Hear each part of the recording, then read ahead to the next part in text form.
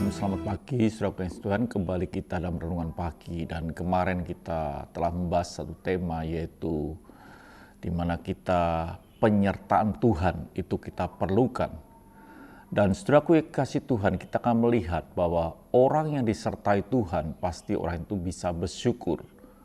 Dan ketika kita tidak bisa bersyukur, maka bukti kita ini bukan kita ini tidak disertai Tuhan, tapi kita ini sedang menghina, meragukan, atau tidak mempercayai bahwa Tuhan menyertai hidup kita.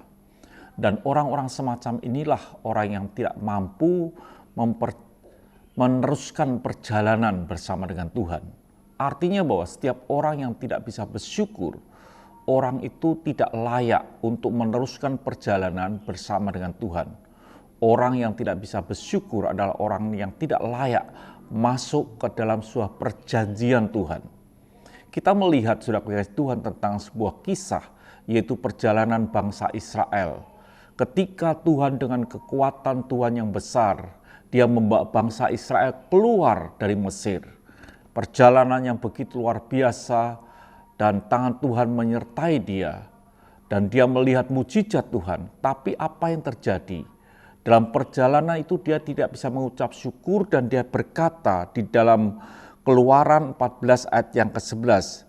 Dan mereka berkata kepada Musa, apakah karena tidak ada kuburan di Mesir, maka engkau membawa kami untuk mati di padang gurun ini? Apakah yang kau perbuat ini terhadap kami dengan membawa kami keluar dari Mesir? Jadi saudara kasih Tuhan, inilah bangsa Israel yang ketika Tuhan bawa dengan kekuatan tangannya keluar dari Mesir, dengan kekuatan Tuhan di mana mereka pun melihat 10 tulah yang terjadi di Mesir, dan Tuhan membebaskan bangsa Israel dari tulah itu karena penyertaan Tuhan. Tetapi bangsa Israel ketika dalam perjalanan, dia berkata bahwa apakah di Mesir kurang kuburan? Ini membuktikan penghinaan.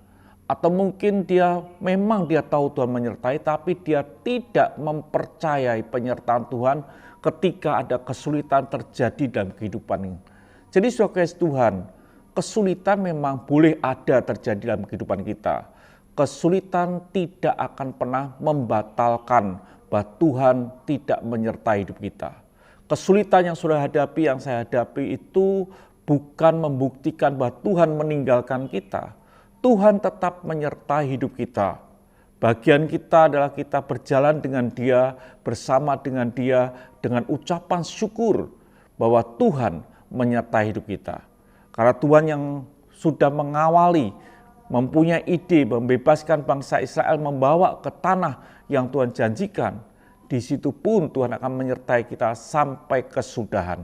Jadi saudara kasih Tuhan, apapun yang sedang terjadi dalam hidup kita, itu tidak mengurangi penyertaan Tuhan.